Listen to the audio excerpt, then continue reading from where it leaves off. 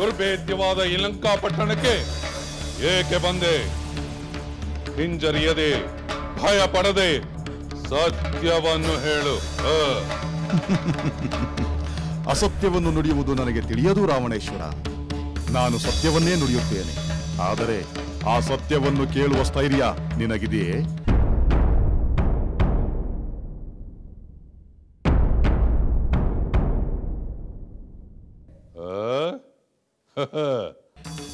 ಬಂಧಿತನಾಗಿದ್ದರು, ನನ್ನೆದುರಿಗೆ ನಿಂತಿದ್ದರು, ಎಷ್ಟು ಧೈರ್ಯವಾಗಿ ಮಾತನಾಡುವ ನಿನ್ನನ್ನು ನೋಡಿದರೆ ಆ ಇಂದ್ರನೇನಾದರೂ ನಿನ್ನನ್ನು ಕಳುಹಿಸಿರುವನೇ ಎಂದು ಸಂದೇಹವಾಗುತ್ತಿದೆ. ಅಥವಾ ಯಮ, ಕುಬೇರ, ವರುಣ ಇವರುಗಳ ಆದೇಶದಿಂದ ನೀನು ಇಲ್ಲಿಗೆ ಬಂದಿರುವೆಯ? ಎರಡೂ ಅಲ್ಲ. ಏಕೆ ರಾವಣ? ನಿನ್ನ ಕಿಂಕರರು ನನ್ನ ವಿಷಯವಾಗಿ ಏನು ಹೇಳಲಿಲ್ಲವೇ? ಅವರು ಏನಾದರೂ ಹೇಳಲಿ, ಮೊದಲು ನೀನು ನನ್ನ ಪ್ರಶ್ನೆಗೆ ಉತ್ತರ ಕೊಡು. ನನ್ನ ಮೇಲಿನ ದ್ವೇಷದಿಂದ ಆ ವಿಷ್ಣುವು ನಿನ್ನನ್ನು ದೂತನನ್ನಾಗಿ ಕಳುಹಿಸಿದ್ದಾನೆಯೇ? ಆಕಾರದಲ್ಲಿ ನೀನು ಕಪಿಯಂತಿದ್ದರೂ ನಿನ್ನ ತೇಜಸ್ಸು ಕಪಿಯಂತಿಲ್ಲ. ಸಾಧಾರಣ ಕಪಿಯಷ್ಟು ಅಲ್ಪ ಬಲನೂ ಅಲ್ಲ. ಅದಕ್ಕಾಗಿ ಹೇಳುತ್ತಿದ್ದೇನೆ, ನೀನು ಸತ್ಯವನ್ನು ನುಡಿದರೆ ಬಂಧ ಮುಕ್ತನಾಗುತ್ತೀಯ. ಸುಳ್ಳಾಡಿದರೆ ನಿನ್ನ ಜೀವ ಉಳಿಯುವುದಿಲ್ಲ. ಬೇಗ ಹೇಳು, ಈ ಲಂಕೆಗೆ ನೀನು ಏಕೆ ಬಂದೆ? ದಶಕಂಠ ರಾವಣ, ನಾನು ಇಂದ್ರ, ವಿಷ್ಣು, ಯಮ, ಕುಬೇರ, ವರುಣ ಈ ಯಾರ ದೂತನೂ ಅಲ್ಲ. ನಾನು ವೇಷಧಾರಿ ಕಪಿಯೂ ಅಲ್ಲ. ನಾನು ಜನ್ಮತಃ ವಾನರ. ನಿಜ ರೂಪದಲ್ಲಿಯೇ ಬಂದಿದ್ದೇನೆ. ಖಂಡಿತ ನಾನು ವೇಷಧಾರಿ ಅಲ್ಲ. ಹಾಗಾದರೆ ನನ್ನ ಪ್ರಿಯವಾದ ಅಶೋಕವನವನ್ನು ಏಕೆ ಹಾಳು ಮಾಡಿದೆ? ಅದಕ್ಕಾದರೂ ಒಂದು ಕಾರಣವಿರಬೇಕಲ್ಲವೇ? ಖಂಡಿತ ಕಾರಣವಿದೆ. ರಾಕ್ಷಸ ರಾಜನಾದ ನಿನ್ನನ್ನು ನನ್ನಂಥ ವಾನರ ಸುಲಭವಾಗಿ ನೋಡಲು ಸಾಧ್ಯವೇ? ನಿನ್ನನ್ನು ನೋಡುವ ಸಲುವಾಗಿಯೇ ನಾನು ಅಶೋಕವನವನ್ನು ಧ್ವಂಸ ಮಾಡಿದೆ. ಆ ಸಂದರ್ಭದಲ್ಲಿ ರಾಕ್ಷಸರು ಯುದ್ಧಕ್ಕೆ ಬಂದರೆ ಆತ್ಮರಕ್ಷಣೆಗಾಗಿ ನಾನು ಯುದ್ಧ ಮಾಡಲೇಬೇಕಲ್ಲವೇ? ಆತ್ಮರಕ್ಷಣೆಯೇ ಯುದ್ಧವಾಗಿದ್ದರೆ ನೀನು ನನ್ನ ಪುತ್ರ ಅಕ್ಷಕುಮಾರನನ್ನು ಕೊಲ್ಲುತ್ತಿರಲಿಲ್ಲ. ಸದ್ಯ ಮಹಾಬಲಶಾಲಿಯಾದ ನನ್ನ ಪುತ್ರ ಮೇಘನಾದನಿಗೆ ಸೋತೆಯಲ್ಲ. ರಾವಣ, ನಿನ್ನ ಈ ಪುತ್ರ ಮೇಘನಾದನಿಗೆ ನಾನು ಸೋಲುವವನಲ್ಲ. ದೇವಾಸುರರು ಒಟ್ಟಾಗಿ ಬಂದರೂ ಯಾವುದೇ ಅಸ್ತ್ರಗಳಿಂದಾಗಲಿ ಪಾಶದಿಂದಾಗಲಿ ನನ್ನನ್ನು ಬಂಧಿಸಲು ಸಾಧ್ಯವಿಲ್ಲ.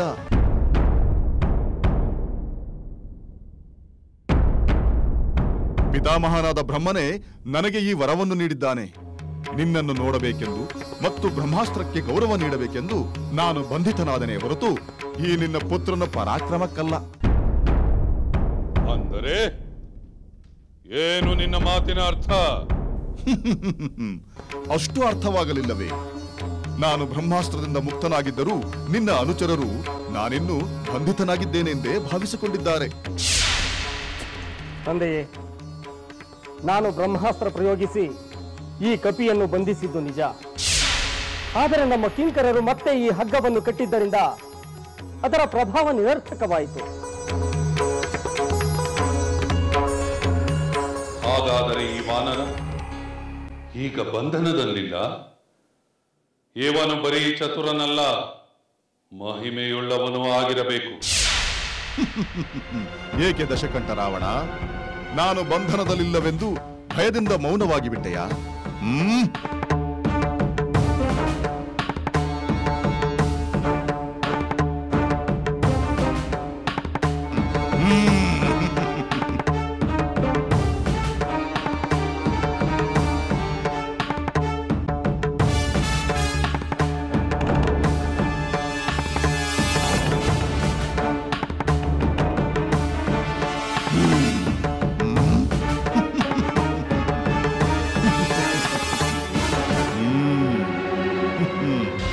ಚಿಂತೆ ಮಾಡಬೇಡ ದಾನವೇಶ್ವರ. ನಾನು ಹೇಳುವ ವಿಷಯವನ್ನು ಹೇಳಿದ ಕೂಡಲೇ ನನಗೆ ಯಾವ ತೊಂದರೆಯನ್ನು ಕೊಡದಿದ್ದರೆ ನನ್ನ ಪಾಡಿಗೆ ನಾನು ಹೊರಟು ಹೋಗುತ್ತೇನೆ. ಸರಿ ಸರಿ, ನೀನು ಇಲ್ಲಿಗೆ ಬಂದ ಉದ್ದೇಶವೇನೆಂದು ಹೇಳು. ಅಯೋಧ್ಯೆಯ ಪ್ರಭು ದಶರಥ ಪುತ್ರ ಶ್ರೀರಾಮನ ಕಾರ್ಯನಿಮಿತ್ತ ನಾನು ಇಲ್ಲಿಗೆ ಬಂದಿದ್ದೇನೆ. ರಾವಣೇಶ್ವರ, ಮಹಾಮಹಿಮನಾದ ಶ್ರೀರಾಮನ ದೂತನಾಗಿ ಬಂದಿರುವ ನನ್ನ ಹಿತವಚನವನ್ನು ಕೇಳು. ಹಿತವೋ ಅಹಿತವೋ ಹೇಳಿದ ಮೇಲೆ ತಿಳಿಯುತ್ತದೆ. ನನ್ನ ರಾಜನಾದ ಸುಗ್ರೀವನ ಸಂದೇಶವನ್ನು ತಂದಿದ್ದೇನೆ. ಸುಗ್ರೀವನ ಸೋದರ ವಾಲಿ ನನ್ನ ಮಿತ್ರ. ನನ್ನ ಮಿತ್ರನ ಸಾವಿಗೆ ಕಾರಣನಾದವನ ಸಂದೇಶವು ನನಗೇಕೆ ಬೇಕು? ನಾನು ಸುಗ್ರೀವನ ಸಚಿವ, ಶ್ರೀರಾಮನ ಭಕ್ತ ಹನುಮಂತ. ವಾಯುದೇವ ನನ್ನ ತಂದೆ. ಸೀತಾದೇವಿಯನ್ನು ಹುಡುಕುವ ಸಲುವಾಗಿ ನಾನು 100 ಯೋಜನ ವಿಸ್ತಾರವಾದ ಸಾಗರವನ್ನು ಲಂಘಿಸಿ ಇಲ್ಲಿಗೆ ಬಂದೆ. ಬಹಳವಾಗಿ ಹುಡುಕಿ ಕಡೆಗೆ ನಿನ್ನ ಬ್ರಹ್ಮವನದಲ್ಲಿ ಶ್ರೀರಾಮ ಸತಿ ಸೀತಾದೇವಿಯನ್ನು ಕಂಡೆ. ಓಹೋ, ಇದೋ ನಿನ್ನ ಉದ್ದೇಶ. ವಿಶಾಲವಾದ ಸಾಗರವನ್ನು ದಾಟಿ ಸಹಸ್ರಾರು ರಾಕ್ಷಸರ ಕಣ್ತಪ್ಪಿಸಿ ಲಂಕಿಣಿಯನ್ನು ಮಣಿಸಿ ಸೀತೆಯನ್ನು ನೋಡಿದೆ ಎಂದರೆ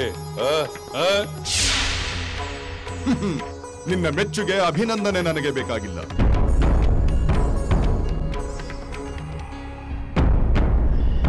ನೀನು ಅಧರ್ಮದ ದಾರಿಯನ್ನು ಬಿಟ್ಟು ಧರ್ಮದ ದಾರಿಯಲ್ಲಿ ನಡೆದರೆ ಅಷ್ಟೇ ಸಾಕು. ಯಾವ ಧರ್ಮ? ಪರಸ್ತ್ರೀಯರನ್ನು ಅಪಹರಿಸಬಾರದೆಂಬುದು ಧರ್ಮ. ರಾವಣ, ಸಕಲ ಶಾಸ್ತ್ರಗಳನ್ನೂ ಬಲ್ಲ ನಿನಗೆ ಧರ್ಮ ಯಾವುದು ಅಧರ್ಮ ಯಾವುದೆಂದು ತಿಳಿದಿಲ್ಲವೇ? ತಪಸ್ಸಿನಿಂದ ಹಲವು ವರಗಳನ್ನು ಪಡೆದ ನಿನಗೆ ಪತಿವ್ರತೆಯಾದ ಸಾಧ್ವಿಯನ್ನು ಕಾಡುವುದು ಅಧರ್ಮವೆಂದು ಅರ್ಥವಾಗಲಿಲ್ಲವೇ? ವಂಶನಾಶಕವಾದ ಈ ದುರ್ಮಾರ್ಗವನ್ನು ನಿನ್ನಂಥವನು ಅನುಸರಿಸಬಾರದು. ಸಾಕು ಮಾಡು ನಿನ್ನ ಅಸಂಬದ್ಧ ಪ್ರಲಾಪವನ್ನು. ಎಲ್ಲವೋ ವಾನರ, ನನ್ನ ಧರ್ಮದ ಅರ್ಥವೇ ಬೇರೆ. ನಾನು ಬಯಸಿದಂತೆ ನಡೆಯುವುದೇ ನನ್ನ ಧರ್ಮ. ನನಗೆ ಬೇಕೆನಿಸಿದ್ದನ್ನು ಪಡೆಯುವುದು ನನ್ನ ಧರ್ಮ. ನನಗೆ ಅಡ್ಡ ಬಂದವರನ್ನು ಧ್ವಂಸ ಮಾಡುವುದು ನನ್ನ ಧರ್ಮ. ನನ್ನದು ವೀರರ ಧರ್ಮ, ನಿನ್ನದು ಹೇಡಿಗಳ ಧರ್ಮ. ನಿಜವಾದ ಧರ್ಮ ವೀರರಿಗೂ ಹೇಡಿಗಳಿಗೂ ಸರ್ವರಿಗೂ ಒಂದೇ ರಾವಣ. ಪರಸ್ತ್ರೀಯ ಅಪಹರಣ ವೀರರಿಗೂ ಅಧರ್ಮವೇ, ಹೇಡಿಗಳಿಗೂ ಅಧರ್ಮವೇ. ನಿನ್ನ ಅಧರ್ಮ ಧರ್ಮವೆನ್ನುವುದಾದರೆ ಧರ್ಮಾತ್ಮನಾದ ಶ್ರೀರಾಮನ ಕ್ರೋಧದ ಪರಿಣಾಮವು ನಿನ್ನದೇ ಆಗುತ್ತದೆ. ಕೋತಿ, ಮೊಚ್ಚಬಾಯಿ. ರಾಮನಂತೆ ರಾಮ ಗುಮ್ಮವಂತೆಂದು ಹೆದರುವ ಎಳೆಯ ಹಸುಳೆಗಳು ಇಲ್ಲಿ ಯಾರು ಇಲ್ಲ.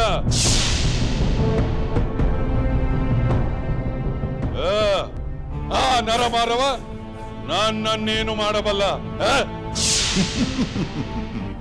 ಆ ನರನ ದೂತನಾದ ವಾನರನೇ ಇಷ್ಟೆಲ್ಲ ಮಾಡಿದ ಮೇಲೆ ಆ ನರನೇ ಬಂದರೆ ಇನ್ನೆಷ್ಟು ಅನಾಹುತವಾಗುವುದೆಂದು ಸ್ವಲ್ಪ ಯೋಚನೆ ಮಾಡು ರಾವಣ. ರಾಮ ಲಕ್ಷ್ಮಣರ ಬಾಣಗಳನ್ನು ಎದುರಿಸಿ ನಿಲ್ಲುವ ವೀರರು ದೇವಾಸುರರಲ್ಲಿ ಯಾರಿದ್ದಾರೆ? ರಾಮ ಲಕ್ಷ್ಮಣರ ಬಾಣಗಳನ್ನು ಎದುರಿಸಿ ನಿಲ್ಲುವ ವೀರರು ದೇವಾಸುರರಲ್ಲಿ ಯಾರಿದ್ದಾರೆ? ನಾನಿದ್ದೇನೆ. ಎಲ್ಲವೋ ವಾನರ, ದೇವದಾನವ ಯಕ್ಷಗಂಧರ್ವ ಕಿನ್ನರ ಕಿಂಪುರುಷಾದಿಗಳಲ್ಲೂ ನನ್ನನ್ನು ಎದುರಿಸುವ ವೀರ ಯಾರಿದ್ದಾರೆಂದು ಕೇಳು. ನಾನೇ ನಿಂತಿದ್ದೇನಲ್ಲ. ರಾವಣ, ನನ್ನ ಮಾತನ್ನು ಕೇಳು. ಶ್ರೀರಾಮನಿಗೆ ಅಂಥ ಘೋರವಾದ ಅಪರಾಧ ಮಾಡಿದ ಮೇಲೆ ನೀನು ಸುಖದಿಂದ ಜೀವಿಸಲು ಸಾಧ್ಯವೇ ಇಲ್ಲ. ನಿನ್ನ ಬದುಕು, ಈ ನಿನ್ನ ಲಂಕೆಯ ವೈಭವ, ನಿನ್ನ ರಾಕ್ಷಸ ಕುಲದ ಕ್ಷೇಮ ಬೇಕೆಂದಾದರೆ ಈಗಲೇ ಎಚ್ಚೆತ್ತುಕೋ. ಸೀತಾದೇವಿಯನ್ನು ಶ್ರೀರಾಮನಿಗೆ ಒಪ್ಪಿಸಿಬಿಡು. ಇಲ್ಲ, ಇಲ್ಲ, ಸಾಧ್ಯವೇ ಇಲ್ಲ.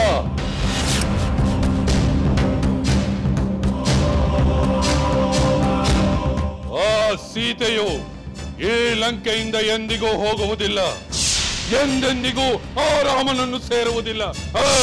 ಅವಿವೇಕಿಯಂತೆ ಮಾತನಾಡಬೇಡ ರಾವಣ.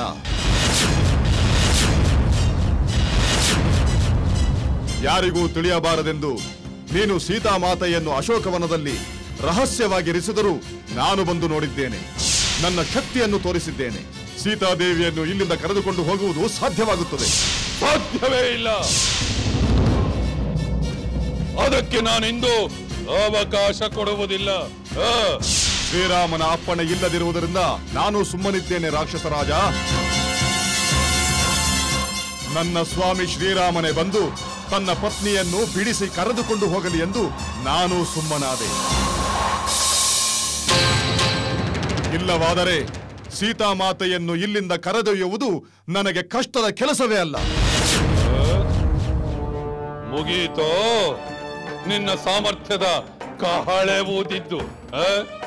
ಮುಂದೆ ರಣಕಹಳೆ ಮೊಳಗಿದರೆ ನಿನ್ನ ಅಂತ್ಯ ಎಂಬುದನ್ನು ನೆನಪಿಸುತ್ತಿದ್ದೇನೆ.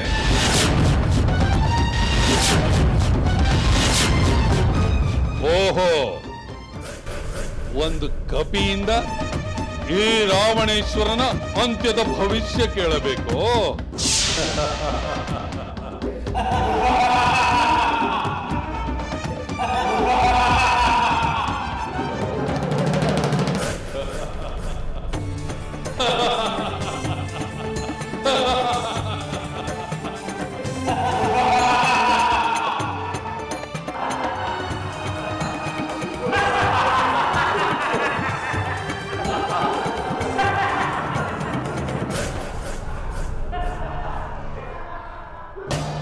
ರಾವಣೇಶ್ವರ, ಅಸಹಾಯಕಳಾಗಿರುವ ಸೀತಾದೇವಿ ನಿನ್ನ ಪಾಲಿಗೆ ಸರ್ಪಿಣಿಯಾಗುತ್ತಾಳೆ.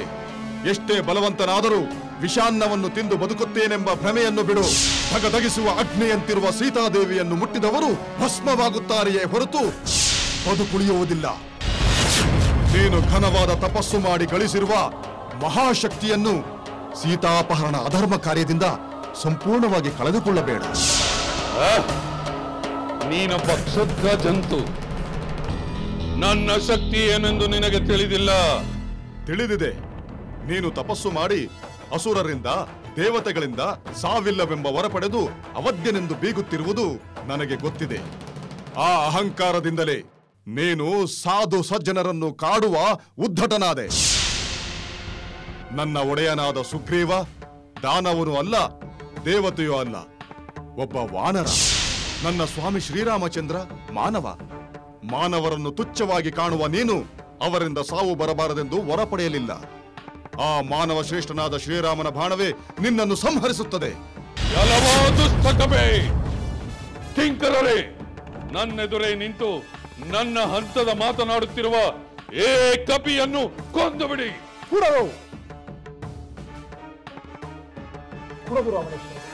ಈ ವಾನರ ಶ್ರೇಷ್ಠರನ್ನು ಕೊಲ್ಲುವುದು ತರವಲ್ಲ. ಏಕೆ ತರವಲ್ಲ? ನಾನೇಕೆ ಅವನನ್ನು ಕೊಲ್ಲಬಾರದು? ಆ ರಾಮನ ಬಾಣಗಳಿಂದ ನನ್ನ ಸಾವು ಬರುತ್ತದೆ ಎಂದು ಈ ಕಪಿ ಬಡಬಡಿಸುತ್ತಲೇ ಇದೆ.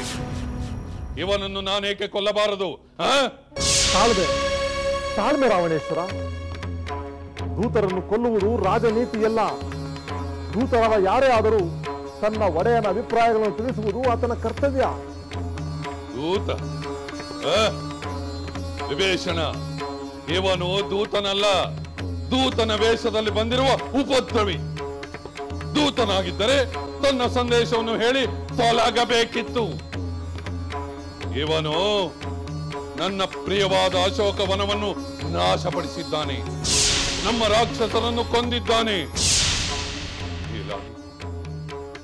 ನನ್ನ ಪುತ್ರನಾದ ಅಕ್ಷಕುಮಾರನನ್ನು ಸಂಹರಿಸಿದ್ದಾನೆ. ಇವನನ್ನು ದೂತನೆಂದು ಕ್ಷಮಿಸಿಬಿಡದೆ? ಸಹೋದರ, ಯುದ್ಧಕ್ಕೆ ಬಂದವರೊಡನೆ ಹೋರಾಡುವುದು ಯುದ್ಧ ಧರ್ಮ. ಅದರಲ್ಲಿ ಯಾರು ಯಾರನ್ನೇ ಕೊಂದರೂ ಅದು ಆ ಯುದ್ಧ ಧರ್ಮದ ಭಾಗವಾಗುತ್ತದೆ. ಒಂದು ವೇಳೆ ಅಕ್ಷಕುಮಾರನೇ ಯುದ್ಧದಲ್ಲಿ ಇವನನ್ನು ಕೊಲ್ಲಬಹುದಾಗಿತ್ತಲ್ಲ, ಆಗ ನೀನು ನಿನ್ನ ಪುತ್ರನನ್ನು ಅಪರಾಧಿ ಎನ್ನುತ್ತಿದ್ದೀಯೇ? ನನ್ನ ಮಾತನ್ನು ಕೇಳು ಸಹೋದರ. ಈ ವಾನರನ್ನು ವಧಿಸುವುದು ನಿಂದವಾಗುತ್ತದೆ. ಧರ್ಮಕ್ಕೆ ವಿರುದ್ಧ, ನಿನ್ನ ಘನತೆಗೂ ಕಳಂಕ. ವಿನಾಕಾರಣ ಅಶೋಕವನವನ್ನು ನಾಶಪಡಿಸಿದ ಅಪರಾಧ ಒಂದೇ ಸಾಕು ಏತನನ್ನು ವಧಿಸಲು. ವಧಿಸುವಂತ ದೊಡ್ಡ ಅಪರಾಧವಲ್ಲ ಅದು. ನೀನು ವಿವೇಕಿ, ಜ್ಞಾನಿ. ನಿನ್ನಂಥವನು ಕ್ಷಣಿಕ ಆವೇಶಕ್ಕೆ ಒಳಗಾಗಿ ಅನುಚಿತವಾದ ಕಾರ್ಯ ಮಾಡುವುದು ತರವಲ್ಲ. ವಧೆಯ ಯೋಚನೆಯನ್ನು ಬಿಟ್ಟು ಈ ದೂತನಿಗೆ ಸಕಾರಣವಾದ ಶಿಕ್ಷೆ ಇದ್ದರೆ ಅದನ್ನು ಯೋಚಿಸಿ. ಚಿಕ್ಕಪ್ಪ,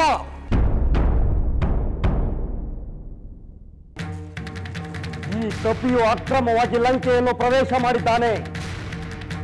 ಸೀತೆಯೊಡನೆ ರಹಸ್ಯವಾಗಿ ಮಾತನಾಡಿದ್ದಾನೆ. ಅಶೋಕವನವನ್ನು ಹಾಳು ಮಾಡಿದ್ದಾನೆ. ನಡೆಯಲು ಹೋದವರನ್ನು ಕೊಂದಿದ್ದಾನೆ. ಹೀಗೆ ಹಲವು ಅಪರಾಧಗಳನ್ನು ಮಾಡಿರುವ ಈ ಕಪಿಗೆ ಘೋರ ಶಿಕ್ಷೆಯನ್ನು ವಿಧಿಸಬೇಕು. ಭಲೆ, ಸರಿಯಾಗಿ ಹೇಳಿದ ಪುತ್ರ. ಪಾಪಿಗಳನ್ನು ವಧಿಸುವುದೇ ಧರ್ಮ. ಈ ಕಪಿಯನ್ನು ಕೊಲ್ಲುವುದು ನ್ಯಾಯವಾಗಿಯೇ ಇದೆ. ಈ ಕಪಿಯನ್ನು ಕೊಲ್ಲುವುದು ನ್ಯಾಯವಾಗಿಯೇ. ಬೇಡ ಲಂಕೇಶ್ವರ, ಬೇಡ. ಆತುರದ ನಿರ್ಧಾರ ಕೈಗೊಳ್ಳಬೇಡ. ಈ ನಿನ್ನ ಪುತ್ರನ ಮಾತಿಗೆ ಮರುಳಾಗಬೇಡ. ಯುದ್ಧ ಮಾಡುತ್ತಲೇ ಈ ವಾನರನ್ನು ಕೊಂದಿದ್ದರೆ ಇವನ ಪರಾಕ್ರಮವನ್ನು ಶ್ಲಾಘಿಸಬಹುದಾಗಿತ್ತು. ಹಾಗೆ ನೋಡಿದರೆ ಬ್ರಹ್ಮಾಸ್ತ್ರದ ಬಂಧನದಿಂದಲೂ ಈ ವಾನರ ವೀರನನ್ನು ಇಂದ್ರಜಿತ್ ಇಲ್ಲಿಗೆ ಕರೆತರಲಿಲ್ಲ. ಈ ಹನುಮಂತನೇ ಸ್ವತಃ ಬಂಧನದ ನಾಟಕವಾಡಿ ಇಲ್ಲಿಗೆ ಆಗಮಿಸಿದ್ದಾನೆ. ಭಲೆ ಭಲೆ ವಿಭೀಷಣ, ನಿನ್ನ ಈ ಧರ್ಮದ ನಡವಳಿಕೆ ಶ್ರೀರಾಮನಿಗೆ ಬಹಳ ಪ್ರಿಯವಾಗುತ್ತದೆ. ಲಂಕೇಶ್ವರ, ಈ ನಿನ್ನ ಕೋಪವನ್ನು ಬಿಡು, ಪ್ರಸನ್ನನಾಗು. ತನ್ನ ಒಡೆಯನ ಸಂದೇಶವನ್ನು ತಲುಪಿಸಲು ಬಂದ ಯಾವ ದೂತನನ್ನು ಯಾರು ಯಾವ ಕಾರಣಕ್ಕೂ ಕೊಲ್ಲಬಾರದು ಎಂದು ಸತ್ಪುರುಷರು ಹೇಳುತ್ತಾರೆ. ಹಾಗಾದರೆ ಮತ್ತೇನು ಮಾಡಬೇಕು? ಇವನು ಮಾಡಿದ ಅಪರಾಧಗಳನ್ನೆಲ್ಲ ಕ್ಷಮಿಸಿ ಬಿಡಬೇಕೇ? ವಧಿಸುವ ಶಿಕ್ಷೆಯನ್ನು ಬಿಟ್ಟು ವಿಧಿಸಬಹುದಾದ ಹಲವು ಶಿಕ್ಷೆಗಳಿವೆ. ಅವುಗಳ ಬಗ್ಗೆ ಯೋಚಿಸಬಹುದು. ರಾಕ್ಷಸ ರಾಜನಾದ ರಾವಣೇಶ್ವರ ರಾಜನೀತಿಯನ್ನು ಮೀರಿದನೆಂದು ಲೋಕ ಆಡಿಕೊಳ್ಳುವುದಕ್ಕೆ ಅವಕಾಶ ಮಾಡಿಕೊಡಬೇಡ. ಹಾಗೆಯೇ ಆಗಲಿ. ರಾಜನೀತಿಯನ್ನು ಮೀರುವುದು ನನಗೂ ಇಷ್ಟವಿಲ್ಲ. ಆದರೆ ಈ ಕಪಿಯನ್ನು ಹಾಗೆ ಬಿಡುವುದಕ್ಕೆ ನನ್ನ ಸಮ್ಮತಿ ಇಲ್ಲ.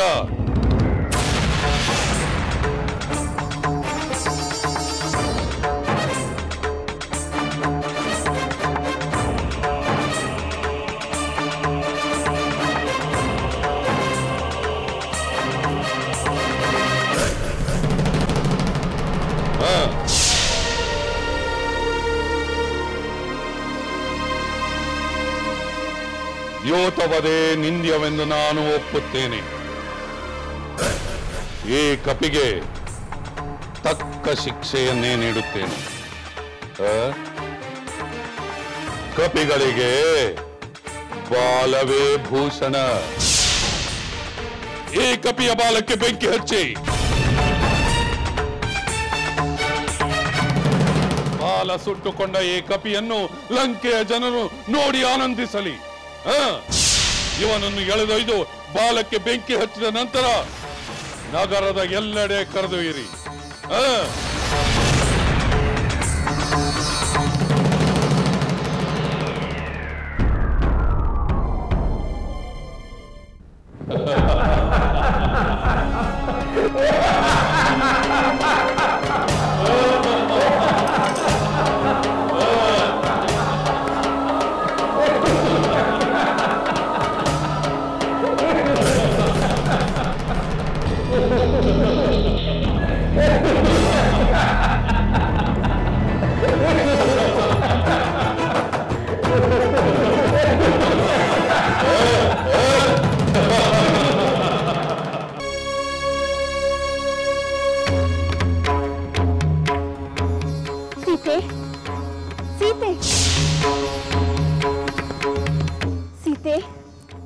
ಏನಾಯ್ತು ತ್ರಿಜಟೆ? ನಾನು ಕಂಡ ಕನಸು ನನಸಾಗಲು ಆರಂಭವಾಗಿದೆ. ಕಪಿಯೊಂದು ನಿನ್ನೊಡನೆ ಮಾತನಾಡಿತು ಎಂದೇ ಅಲ್ಲ, ಆ ಕಪಿಯ ಬಾಲಕ್ಕೆ ಬೆಂಕಿ ಹಚ್ಚಿದ್ದಾರೆ. ಅದು ದಗದಗನೆ ಉರಿಯುತ್ತಿದೆ. ರಾಕ್ಷಸರು ಆ ಕಪಿಯನ್ನು ಲಂಕಾನಗರದಲ್ಲಿ ಸುತ್ತಾಡಿಸುತ್ತಿದ್ದಾರೆ. ಅಯ್ಯೋ, ಹೌದೇ? ಹೌದು, ಅದು ರಾವಣ ತಾನೇ ನೀಡಿದ ಶಿಕ್ಷೆಯಂತೆ. ನನ್ನ ಸ್ವಾಮಿಯ ಸಂದೇಶವನ್ನು ತಿಳಿಸಲು ಸಾಗರವನ್ನು ದಾಟಿ ಬಂದ ಹನುಮಂತನಿಗೆ ಇಂಥ ಹಿಂಸೆಯೇ? ಯಜ್ಞೇಶ್ವರ, ನಾನು ಪತಿವ್ರತ ಧರ್ಮವನ್ನು ನಿಷ್ಠೆಯಿಂದ ಪಾಲಿಸಿದ್ದರೆ ನೀನು ಹನುಮಂತನ ವಿಷಯದಲ್ಲಿ ಶೀತಲನಾಗು. ನಿನ್ನ ಬೆಂಕಿ ಅವನನ್ನು ಸುಡದಿರಲಿ.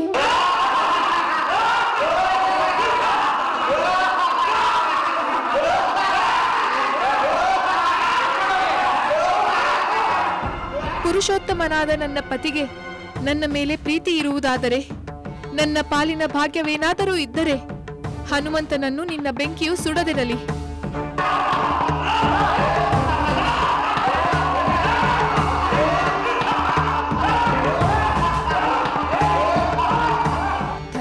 ಪುರುಷೋತ್ತಮನಾದ ಶ್ರೀರಾಮ, ನಾನು ಸದಾಚಾರ ಸಂಪನ್ನಳೆಂದು ತಿಳಿದಿದ್ದರೆ ನೀನು ಹನುಮಂತನಿಗೆ ಶೀತಲನಾಗು, ಅವನನ್ನು ಸುಡಬೇಡ.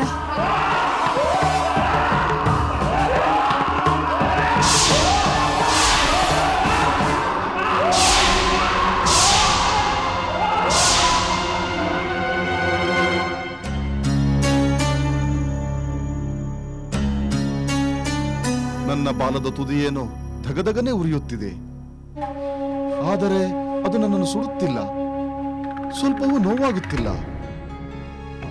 ಬಾಲದ ತುದಿಯಲ್ಲಿ ಮಂಜುಗಡ್ಡೆಯನ್ನಿಟ್ಟಿರುವಂತೆ ತಣ್ಣಗಿದೆ,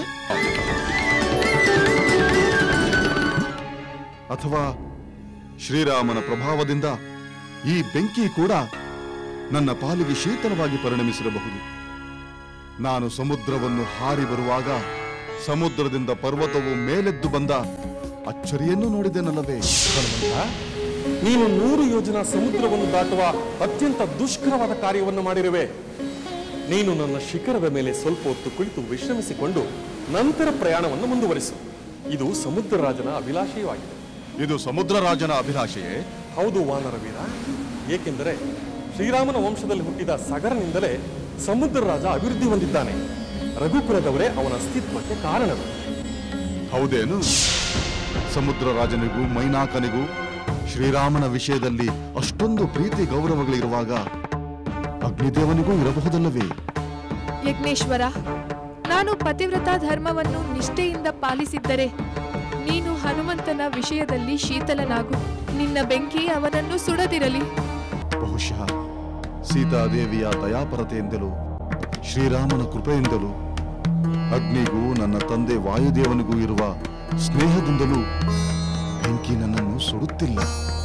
ಹೌದು, ಅದೇ ನಿಜ. ಇರಲಿ, ಯಾವ ಲಂಕೆಯ ಒಡೆಯನ ಆಜ್ಞೆಯಂತೆ ಈ ಬೆಂಕಿಯನ್ನು ಹೊತ್ತಿಸಿದರೋ ಆ ಲಂಕೆಯನ್ನೇ ಈ ಬೆಂಕಿಯಿಂದ ಸುಡುತ್ತೇನೆ.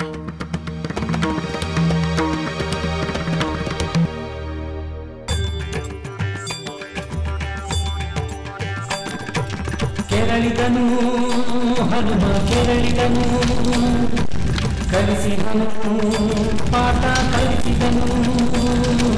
ಕೆರಳಿದನು ಹನುಮ ಕೆರಳಿದನು, ಕಲಿಸಿದನು ಪಾಠ ಯಾವ ಲಂಕೆಯ ಒಡೆಯನ ಆಜ್ಞೆಯಂತೆ ರಾವಣನ ಲಂಕಾನ ಗರ್ವ ಮಾಡಿದನು ನಾಶ.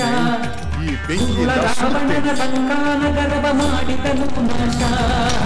ಕೆರಳಿದನು ಹನುಮ ಕೆರಳಿದನು, ಕಲಿಸಿದನು ಪಾಠ ಕಲಿಸಿದನು.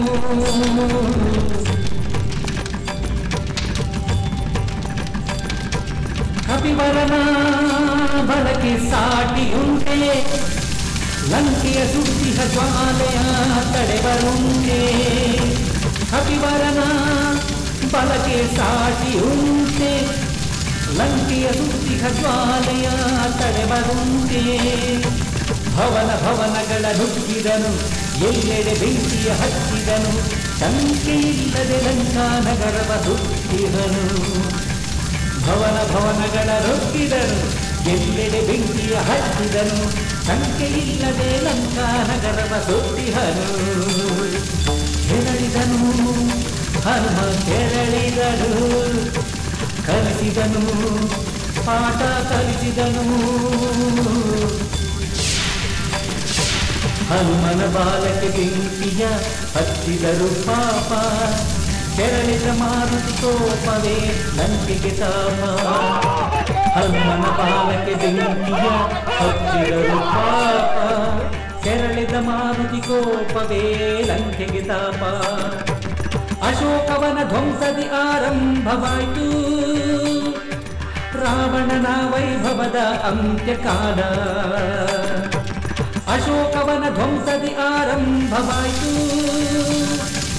ರಾವಣನ ವೈಭವದ ಅಂತ್ಯಕಾಲ. ಕೆರಳಿದನು ಹನುಮ ಕೆರಳಿದನು, ಕಲಿಸಿದನು ಪಾಠ ಕಲಿಸಿದನು. ಕೆರಳಿದನು ಹನುಮ ಕೆರಳಿದನು, ಕಲಿಸಿದನು ಪಾಠ ಕಲಿಸಿದನು.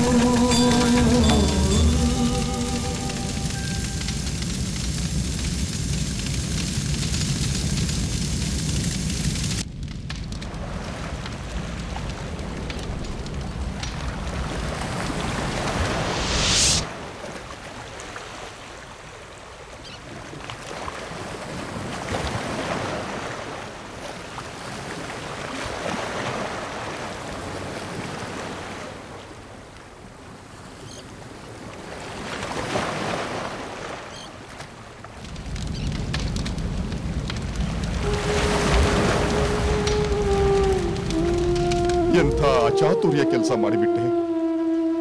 ಇದಕ್ಕೆ ಅಲ್ಲವೇ ಕಪಿ ಚಾಪಲ್ಯ ಎಂದು ಹೇಳುವುದು.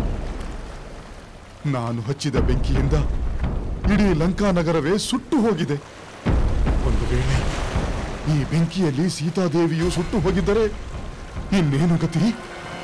ಹಾಗೇನಾದರೂ ಆಗಿದ್ದರೆ ನಾನೇ ನನ್ನ ಕೈಯಾರೆ ರಾಮ ಕಾರ್ಯವನ್ನು ಹಾಳು ಮಾಡಿದಂತಾಗುತ್ತದೆ. ಅವರು ನನ್ನ ಬಾಲಕ್ಕೆ ಬೆಂಕಿ ಹಚ್ಚಿದರೆಂಬ ರೋಷಾವೇಶದಿಂದ ವಿವೇಕವನ್ನು ಕಳೆದುಕೊಂಡು ಮಹಾ ಅನರ್ಥವನ್ನೇ ಮಾಡಿಬಿಟ್ಟೆ. ಆ ಕ್ಷಣದಲ್ಲಿ ಸೀತಾದೇವಿಯನ್ನು ರಕ್ಷಿಸಬೇಕೆಂಬ ಆಲೋಚನೆಯನ್ನೇ ಮಾಡಲಿಲ್ಲವಲ್ಲ. ನಾನೇಕೆ ಆತುರದಿಂದ ವರ್ತಿಸಿದೆ? ಸೀತಾದೇವಿಯನ್ನು ಸಂದರ್ಶಿಸಿದ ಶುಭ ವಾರ್ತೆಯನ್ನು ಹಿಂದಿರುಗಿ ಹೋಗಿ ಶ್ರೀರಾಮನಿಗೆ ತಿಳಿಸುವುದಷ್ಟೇ ಉಳಿದಿತ್ತು.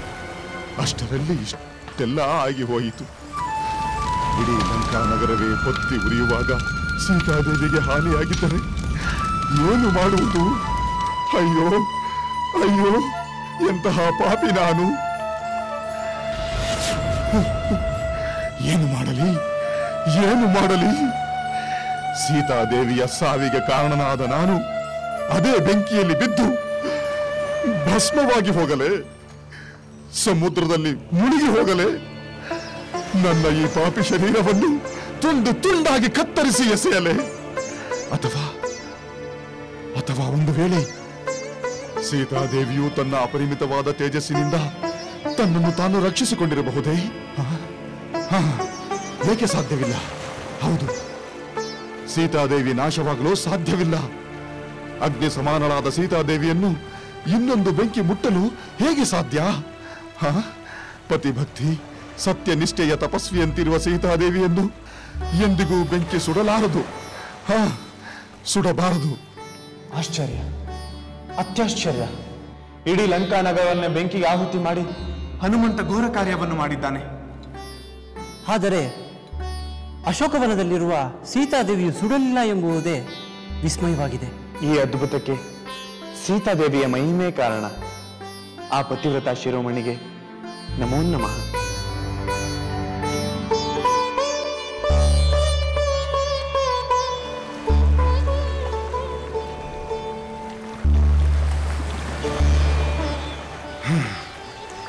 ಅಬ್ಬಾ, ಈಗ ಸಮಾಧಾನವಾಯಿತು.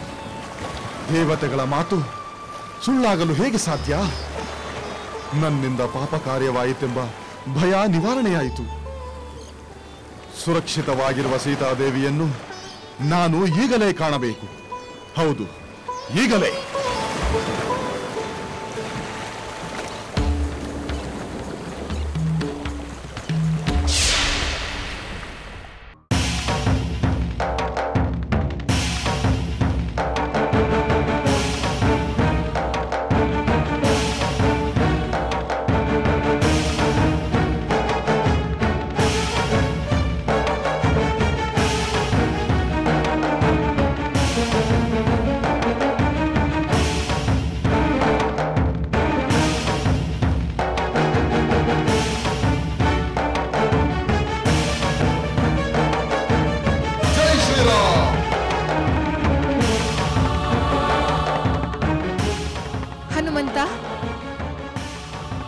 ಮಾತೆ, ನಾನು ಆವೇಶವಶನಾಗಿ ಅವರೇ ಹಚ್ಚಿದ ಬೆಂಕಿಯಿಂದ ಲಂಕೆಯನ್ನೆಲ್ಲ ಸುಟ್ಟು ಬಿಟ್ಟೆ.